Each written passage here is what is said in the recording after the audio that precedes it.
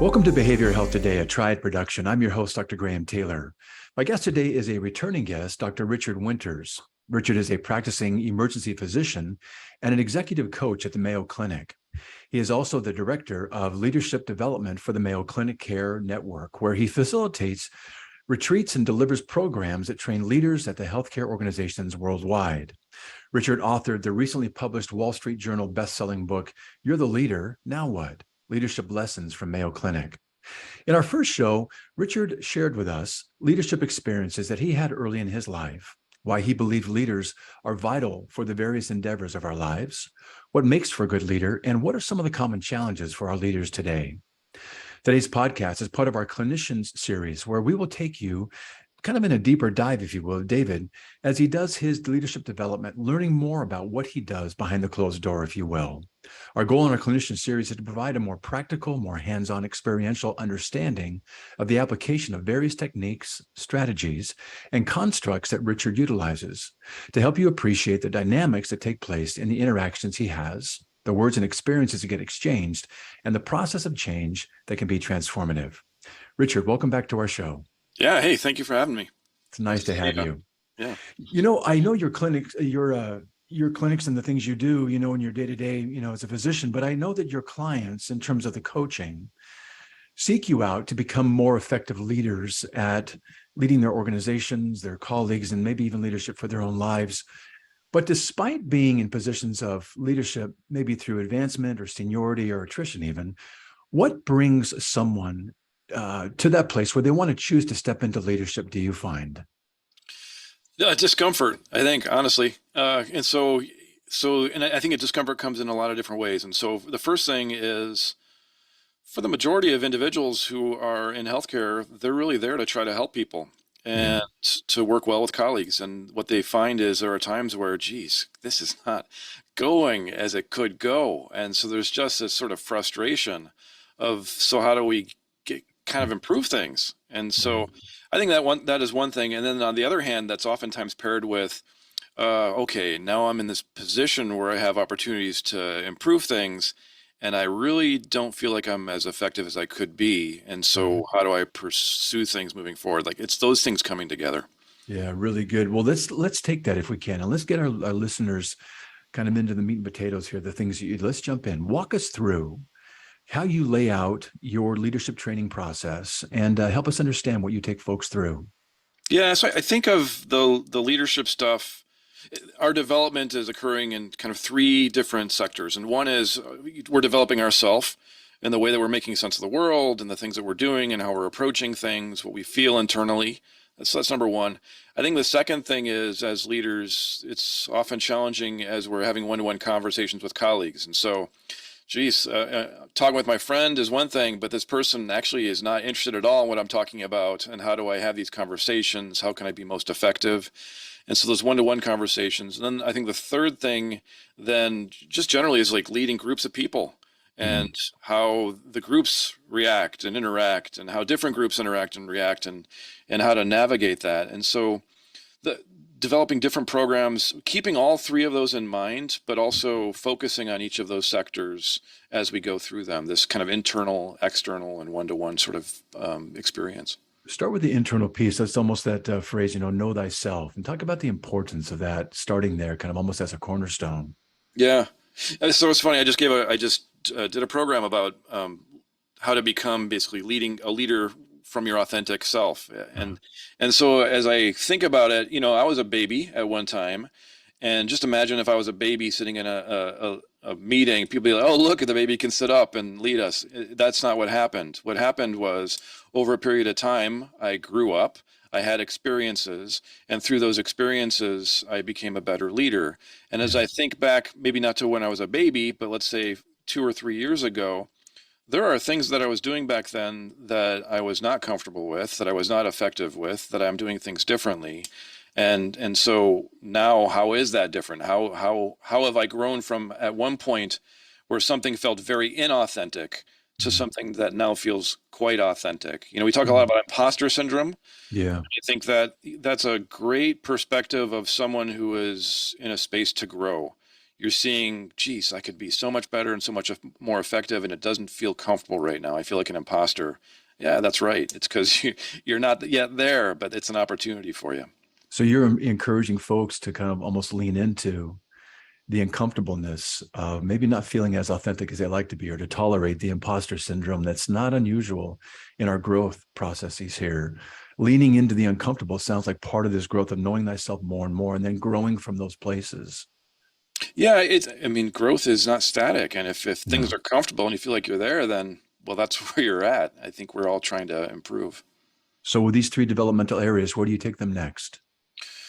So even within that, I mean, so there's a physician who speaks up too much. Like let's just take that as an example. There's someone who's does a great job taking care of patients, gets things done, highly educated, a lot of experience, and they're in these situations where they're leading teams and they're running meetings, and yet they can't stop speaking up, and they Mm. feel it. They feel like, geez, I say something, and someone says something else I disagree with, and I jump right back in, and I can sense that that's the wrong thing to do, but I keep doing it, and then I kind of take over the agenda. And so individuals approach with that sort of a problem, and the question is like, so now what can I do? How do I approach this moving forward? And that can be one of the sections. On the other side, it could be an individual who's doesn't speak. I mean, so there's an individual who is a leader within a department or a division, for example, and all of a sudden they're having these meetings with other individuals who have titles, and they feel like, oh, geez, I don't know the answer to that question. They're asking me my input. I don't feel like I know enough.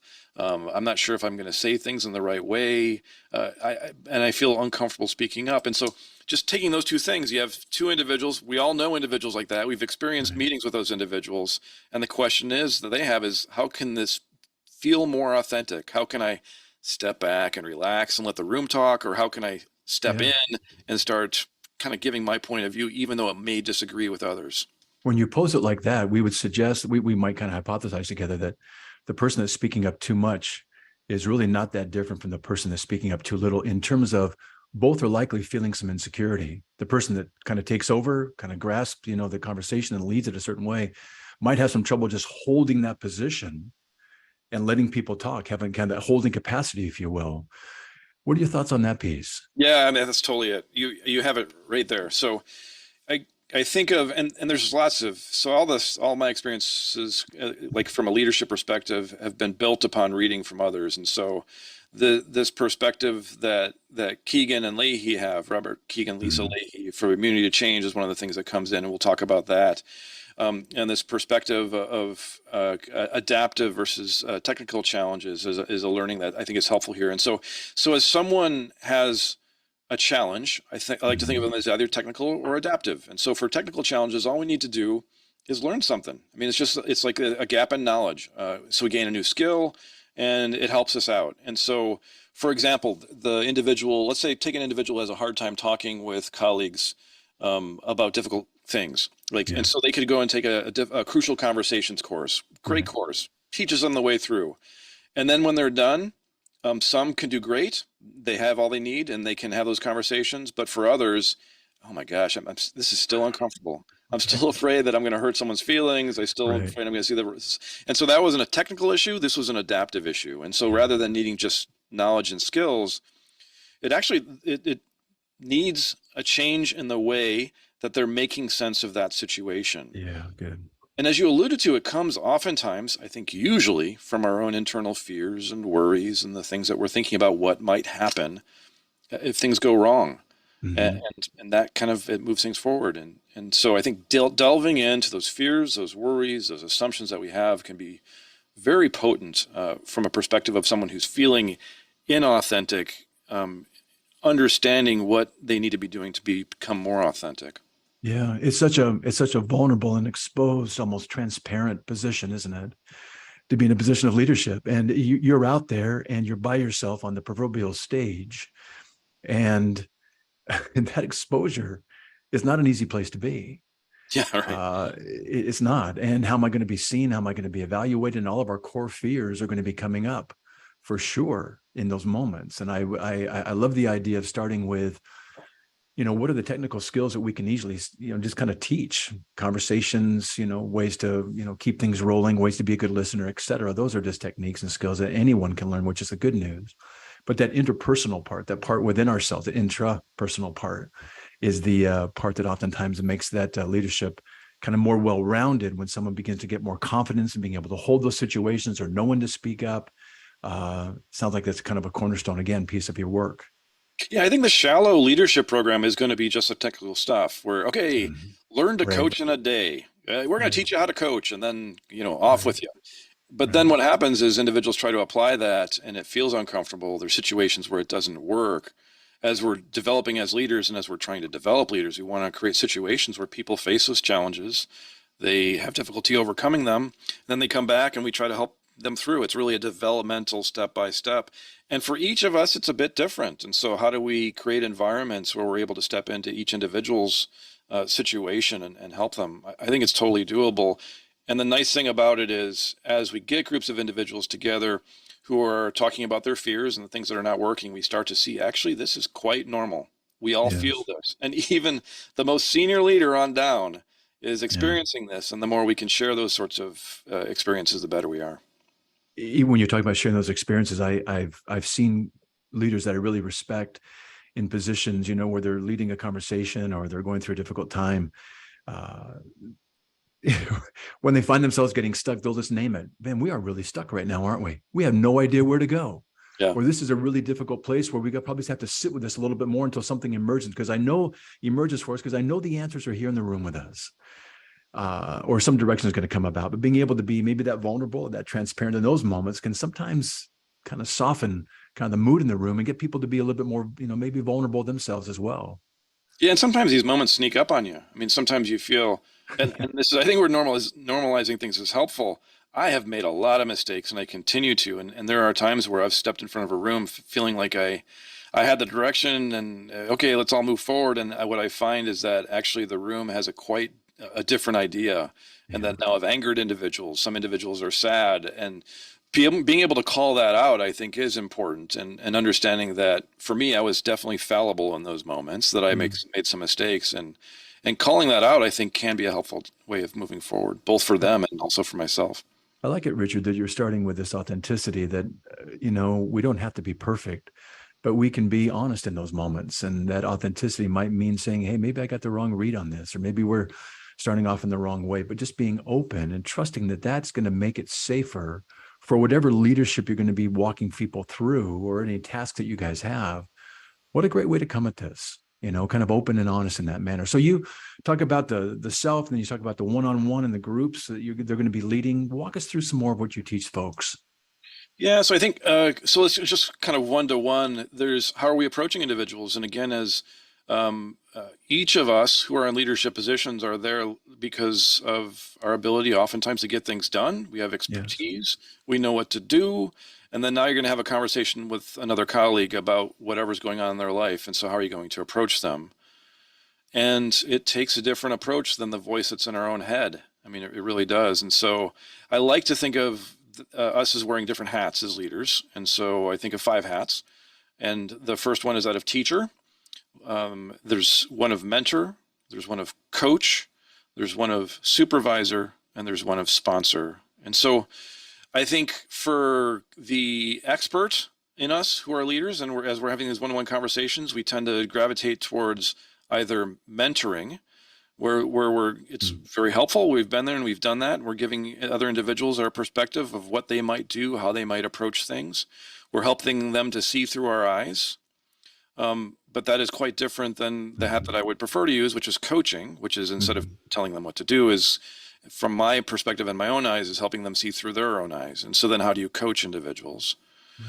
And then supervision, where, geez, you just need to put people in the place and tell them, kind of keep them safe and adhere to the rules and regulations, and you're kind of leading from a perspective of power. Um, but oftentimes, again, it's oftentimes the leadership is best when the others' power, their own Mhm. kind of efficacy, is being strengthened there. And so this overplaying of expertise and supervision is quite frequent. And so the one-to-one training is really helping individuals to learn that coaching approach, which can be quite uncomfortable. because people will come to you and say, "What should I do?" And geez, I feel so good. Well, let me tell you, I can just solve any of your problems. It's That's tempting, not, isn't it? it's so Yeah. tempting. It feels so good, but yet Yeah. it doesn't tend to be a long-term success. We want to be developing individuals. And so when they come to you and they say, "So what should I do?" And if you just ask a coaching question, something like, "That's a good question. What are your thoughts? How would you like to approach this? How have you seen this work? What Yeah. have you seen others do? What happens if we don't do this?" I mean, you're just asking questions. It oftentimes gets them to the place they need to be without your experience, number one. And then number two, if I have individuals coming to me seeking my experience and I approach them as a mentor, I'm 54 years old. Times have changed. And if I'm talking to someone who's 30 or 20, my experience is quite different. And unfortunately, it does not fit all the time. Well, I love the idea that you're making it safe enough for them, despite the questions they may be asking, and you're maybe without saying it, encouraging them to trust themselves, to discover themselves first, and kind of maybe mine down a little bit into, well, what are your thoughts about this? And have you approached things like this before? What's happened when you've tried this before? And it's a benevolent role, really. It's an entrusting role. You're not leaving them alone and saying you figure it out, but you're listening actively, asking some probing questions, it sounds like, maybe highlighting some things and helping them kind of discover themselves and ideally build a trust within themselves. And that goes kind of back to that self-work, it sounds like, that they can bring into the one-on-ones and later maybe to the groups. I really like that. And then as we move into leading groups of individuals, I mean, as a leader, there are times you need to make a decision. Mhm. It's not go and ask questions. No. And so, how do you know when those times are?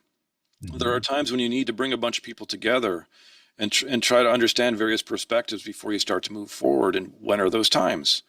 There are times when you need to ask the experts to help you out. When are those times? And it's helping individuals really understand when they need to step up, when they need to kind of step back, and how to recognize these different situations and move forward. Yeah. You talk about helping leaders recognize their limits or amplifying engagements and this idea of shared group reality. Speak to those a wee bit for us. Yeah, so many times, so a lot of leadership is not us talking from our expertise. It's actually dealing with situations that are volatile and changing, and environments that are unpredictable. And so, in those environments, if I go up and I tell the group of people, "Hey, I don't know if you know me, I'm kind of a big deal around here, and this is what I think, and this is The what we're gonna classic line. do." Yeah, it's not gonna. Yeah, I say, "I don't know if you know me, I'm kind of a big deal around here," and they're like, "Yeah, yeah, we know you, and you're That's right. not." Put you in your place, huh? Right. Trying to be But authentic. it's I have blind spots, and so in this situation where things are rapidly changing and we're needing to figure out the way to go, I'm going to be much more effective as a leader if I have some way of looking around my blind spots. If I can help others look around their own blind spots, because if I say what I think and they disagree, it may be that they're not seeing what I'm seeing, and I certainly am not seeing what they're seeing. And so to do that, you develop shared reality. And so what Mhm. does that mean? It means that I have a perspective. I'm gonna figure out what that perspective is, and then also other individuals do too. And so we're going to try to find a way for us to come together and look at this situation that we have from all these different perspectives. And these perspectives include our agreements and disagreements. It Mhm. includes our fears and our worries. It includes our vision and our values and all these sorts of things. I mean, you can imagine for me as a physician, if I'm leading a group of individuals in healthcare and I'm only including the physician's perspective, geez, not so good. What do the nurses think? What do the Yeah, pharmacists think? What right. what does the administrator think? What does the patient think? I'm going to be able to come to much better decisions if I, as a leader, know how to handle those sorts of situations. Really good. Well, that you're encouraging someone in those moments that they've kind of got to rise above what's going on at those levels and really kind of mine down into what they believe to be right. And you're saying that sometimes a leader has to make that decision that they know and believe is right. You're also talking, Richard, about these fears and these worries that can come up in a group for a leader and as they're leading them. Um, what what are some of the challenges for a leader when a group gets stuck, and why are groups typically getting stuck? Do you find? Yeah, so I think the first thing is, let's assume that you've decided on this question that the group wants to work on moving forward. And so I think of these as illuminating questions. And the question is, how can we best um, change our schedule to be able to see all the patients that need to be seen? Mhm. How can we best schedule our shifts? How do we best allot time that allows us to do research and take care of patients? Like these sorts of questions, I Mhm. could solve them myself as a leader, but it's probably better for me to develop shared reality. And so now you have a bunch of individuals in a room and they've come together. They all have their different perspectives or agreements and disagreements. We're really enjoying this time together and hearing different perspectives. And then we finally come up with our options and what we're going to do as a way forward. And then we leave the meeting. What oftentimes happens is we leave the meeting and then nothing gets done. Mhm. So we oftentimes have meetings in these situations where we're sharing stuff and we hold retreats.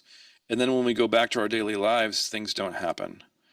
And so why is that? And I think we can look prospectively at why that might happen. And my sense is that, so one of the common things is, how am I going to do this and also stomp out fires? I have daily fires. I don't know. I mean, yes, this is Mhm. great. We had some time to talk about this, but I have a whole list of things I need to You do. bet. Maybe this is actually part of the issue that we talk about before we leave the room. How are we going to Mm. make sure we're able to do this and at the same time deal with these daily fires? Right. How can we make sure that we're taking time as a fire marshal as opposed to a firefighter? And unless we're talking about this fear of not having the time to do this, we're not going to be able to work through it. Maybe my fear is that, I think we're all for this, but I'm not sure if the senior leaders are for this. Okay, Mm. well, maybe we include this as our options and what we're going to do as we leave the room. So how can we ensure that senior leaders are behind this? Because if we know they're not, then we may approach things in different ways than we would. Another big thing is where individuals are working together as a team, and this happens where I'll meet with a group of individuals who have this great conversation and retreat, and I'll say, "So, how are things going?" And then it's like crickets, and then I'll say, "Who's in charge?" Mm. And no one says anything. It's because no one feels like they are in charge. It's like we're a group working together. But when we make these decisions, we still need someone in charge of the decision, someone who can help nurture this decision, this process that we have Yeah. moving forward. And so I think that this concept of the directly responsible individual that Apple uses, where for Mhm. every sort of project, there is someone who is Designated. tasked with making sure that things get going. And that means that person is protecting this decision. They're not the boss of everyone else. They're just the Right. one kind of nurturing this thing that we all agreed upon to move forward. It is always amazing me. We need leaders. It sounds like, it's kind of nice to have a group consensus and everybody being on the same page, as the saying goes. And just because someone steps into a leadership position, like you said, does not make them the boss per se, but we need leaders to shepherd things to completion. And without them, we tend to kind of drift, or we just have things there was a really good meeting, but nothing really comes to fruition afterwards. What are, in those moments where someone has to step up, does it go back to that authentic piece where you're noticing it? Maybe people are reticent to step into that place, or there's insecurity, or if I step in, what are you going to think? Are you going to think I'm the boss? Or is it more kind of a group dynamic that makes it hard for someone in those moments, do you think, to step up into that leadership role and kind of take the reins? Yeah. And so this is going back again to the self and how we're developing as Yeah, ourself. And good. it requires agility for us to be able to lead in all these different environments. Yeah, it And does. maybe for some individuals, stepping up and shouting orders, based on their experience and those sorts of stuff is quite natural. Yeah. Whereas for others, it may not feel natural. And Mhm. on the other hand, maybe for some individual, gathering colleagues together and having them share their perspectives and their fears and worries and just moving forward may feel comfortable, Mhm. but the shouting orders is not so comfortable. Right. And so our best leaders can do both. And for all these situations, the goal is not to have 100% agreement. Humans just don't get there. No. The goal is to understand what are the fears and the worries of our colleagues, what are the things that can go wrong, and then try to figure out how you can mitigate that. And so either there are situations where it's emergent, the leader just needs to make a decision. They can't get a task force, they can't hold a meeting next week. and they need to do that. But they can do this in a way that's still kind of considering what others are perceiving or might perceive if they have that information. Yeah, and then the same thing, obviously, with the group coming together. This agility is so important. We've seen leaders in COVID, for example, who did a great job of stepping up during crisis, getting things done. But then there's been this transition, and now how well are they doing? Hmm. And so we need this time where people can bring people together, not just shout out what needs to be done and what's wrong and those sorts of things. Stay with that just for a moment. This is another leadership style you're talking about, getting people to come together. As you see it, maybe using COVID as an example, expand upon that. Yeah, I mean, geez, expand. So during COVID, first of all, none of us predicted it was going to happen, and we hear it was happening across the sea, and then all of a sudden, like, whoa, this is happening to us. And there's a restriction of supply chain. There's people are getting sick around us. Our family and friends are getting sick. People are dying. There's decisions that need to be made fast. And so during those times, we had individuals who would step up and take charge and make decisions and appoint others to step up, Yes. and take charge and make decisions, understanding that we can't do it all alone. Our CEO is not going to try to figure out all the infectious disease stuff. They're going to say to the infectious disease chair, hey, this is your job. You need to figure this out. You make decisions. I'm behind you. But then as things go through, are they adapting? As we start learning about the process, as we start learning about masks, as we start getting supply chain, as we start learning about the medications that we can use, as we can start we start to develop these sort of best practices and ideas where things may go, are individuals able to then step back from this command and control Yes. and then start to now gather more perspectives about what's going on and ways that we can improve things? And really our best leaders can do that. They do that. But this is a purposeful thing. I mean, this is something that is, for most, something that they've needed to develop, but it's something that can certainly be done. And it's this movement from mentor, expert on one hand, to coach, facilitator. Right, And exactly. so it's from I know what to do, or I need to know, or I can make my best guess, to actually the best way for us to know is for us to create and share this wisdom together. Yeah, I'm thinking of kind of a family systems model right now. And, you think about the different roles that a parent plays over the course of their children's years, in the elementary, birth to elementary school years. It's more kind of an involved role. And you kind of move into your, high school years and your roles change a wee bit. You want to give more, responsibility, and you want to give more autonomy while you're still guiding and mentoring and coaching along the way, and parenting when necessary. And then you move from a parent-child to the teenagers, and then to more adult where you're kind of facilitating something different. So there's this developmental role that you're talking a little bit about right now that I think agile leaders, agile parents have in place. They can see the needs over the course of time as things change. That agility and being nimble, I think, is a real benefit. Yeah, and as we're talking about the discomfort that we all feel, again, understanding it really is like this purposeful. Where am I now? Where are we now as a group? How can we best move forward? Is this a time where I need to step forward, or is this time where I step back and facilitate, and recognizing that? Yeah. Talk about some of the tactics and maybe strategies you want your leaders to have as you walk them through your training process. So, so first of all, for me, the training program is not about me doing case presentations of what happens at Mayo. I think that gets pretty boring pretty fast for most people. For me, leadership development is having individuals bring the issues that they're facing right now that are quite difficult, and then helping them work through that. And as they're trying to work through those things, and so again, I'm doing a lot with physicians, nurses, administrators. I can think of a group who's trying to figure out, geez, how do we get patients discharged by noon the next day so we can have then the new patients come and have beds available? Very complex issue. On the one hand, I could give here's a talk about what we've done. But on the other hand, helping them to actually try to figure out what to do, how to develop shared reality, how to understand the fears and the worries, how to create shared vision, how to come up with the options that they're going to pursue, and then how to move things forward is much better for them. Really good. And then within that sort of a scenario, for them to recognize that they have their own concerns and worries about what might happen. There's areas for their own growth, and there's areas for them to help colleagues grow. You can move like a leader Exactly. on the self one-to-one and with colleagues together as you're developing them throughout a program like this. And then you can follow up with them and how are things going? What are the challenges you're facing?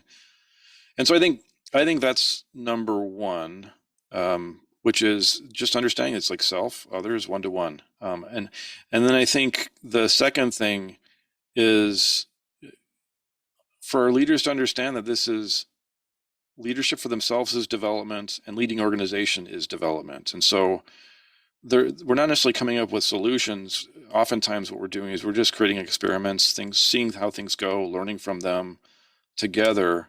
That's organizationally, but also individually and as groups. It's really good.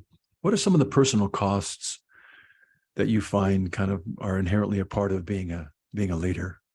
What Yeah. are some of the Yeah. I mean, I think it's for both the leader and for their colleagues, which is, I mean, we can get burned out. yeah. It can be very difficult. And so what happens when I, the leader, am dealing with this area of expertise and I know what to do and we don't have a lot of time and maybe I can just go in and get things done. And then I do that, but then people are mad at me. Geez, Yes. this is my area of expertise, Right. right? That can be difficult. Right. On the other hand, in the same situation, all their colleagues who have ideas and perspectives of they're not being heard. Mhm. What does that feel like? And so I think for leaders and their colleagues, it's looking at these areas of well-being and this sense of whether we're aligned with purpose, whether we're having an opportunity to speak our minds, to be heard and have autonomy, whether we're having opportunities to grow and attain either jobs or positions or knowledge and experiences that we're wanting. It's whether we're having the resources that we need, and if we don't have the resources that we need, being able to figure out then how we can kind of pivot and do things in different ways. Mhm. It's having positive interactions with each other, and it's being self-accepting. All these things coming together. And so for our leaders, burnout is big, just as it is with our colleagues. I like the idea of habits in our lives, day-to-day rituals and disciplines that we do. What are some of the habits and disciplines and maybe some of the rituals that you see the leaders that you admire doing on a daily basis? Yeah, I think the first thing is having a language around burnout and well-being. And so understanding what well-being is, and I just went through that, Yes, you purpose, did. autonomy, growth, and that sort of stuff. So that's number one. I think the second thing is reaching out and having other individuals from outside your immediate kind of department or division Mhm. that you can talk to. And that doesn't mean like, oh, let me tell you what happened today. It's No. more like, so what's your experience like? And so Yeah. how are you getting things done? Mhm. How are you finding well-being? Yeah. Having these sorts of positive conversations. Oftentimes, what feels like something that's insurmountable internally and horrible and only happening to us, we realize that actually this is actually fairly common for many others, and so we're not alone there. Yes. I think finding ways for us to come together and really flex those areas of well-being and share those positive experiences can be quite helpful. And then Amen. also making sure that we're setting up for a leader, purposefully setting up those times where we can bring people together to deal with really complex issues as a team. Those things are really helpful. Really good. Really good. Well, Richard, we're kind of winding down on our time for today. I'd love you to, if you could, leave a message for our listeners regarding if they're considering leadership positions and kind of stepping into that, if they feel a call to do so, what would be a word of encouragement to them? Yeah. First of all, please do. I mean, we need leaders. Yes, This is exactly. and I think to recognize that discomfort is a part of it. And Yeah. you're saying a word of encouragement, and maybe I'm going in the wrong direction here, but there are many times that when you're a leader that you actually feel quite alone, and Mhm. you feel I think you can feel bad about yourself and like you're not good enough. But to realize that those moments, those tend to be these like high growth moments, Yes. and for you to understand that not only are you feeling this, but others are feeling this, and then there's a way out of it, and you can take that energy and really do so much with it. It's the individuals who step up and lead are the individuals that are going to help us, kind of make the world a better place. And I think each of us are exactly the right people to do so. That's really good. Hey, I'd love for our listeners to find out more about you and your work, as well as your new book, You're the Leader, Now What? Give us some URLs and ways for people to follow up with us, Yeah, to find you after this show. great. So I have a website, richardwinters.com. So my name, richardwinters.com. I have a book that I wrote called You're the Leader, Now Yeah. What? And that's for those times when you find yourself in those situations when you're not wondering, now what do I do? And so that's available at any bookstore. And then I just started up this thing called We Coach Each Other. And Oh, that's aimed at physicians and teaching physicians how to coach each other and offering kind of a community situation where they can learn from each other and help each other out. really good. I grew up in a medical facility here in Hawaii, where I live, Queens Medical Center, phenomenal center. And it was one of the greatest experiences of my life. I was there for 7 years total. And I work with a lot of physicians, and I've got a lot of friends that are from the medical center. They're still my close friends, and they have so much pressure and a lot of responsibility, and they feel so alone sometimes, wanting to do right things, but they can't oftentimes share what they're holding and what they're going through. So I love that idea of that group right there, giving them a place that's safe to basically, in a universal way, share that we're all going through this. Why not talk about it? So I love that idea that you've created that group. Thank you very much. Yeah. Hey, Richard, it's been great to have you with us today. Thanks for coming back and for sharing with us what you're doing in your leadership development. Thanks, Graham. Nice to have you with us. Also want to thank you to our listeners for joining Richard and me today. It's always great to have you with us. Regarding our episode today, I want to remind you that it and its resources and all of our other episodes can be found on our webpage at triadhq.com/BHT. So check out our webpage, triadhq.com/BHT, and explore our archive of podcasts and other resource materials. Thanks again for being with us on the show, and we'll look forward to having you back with us next time on Behavioral Health Today.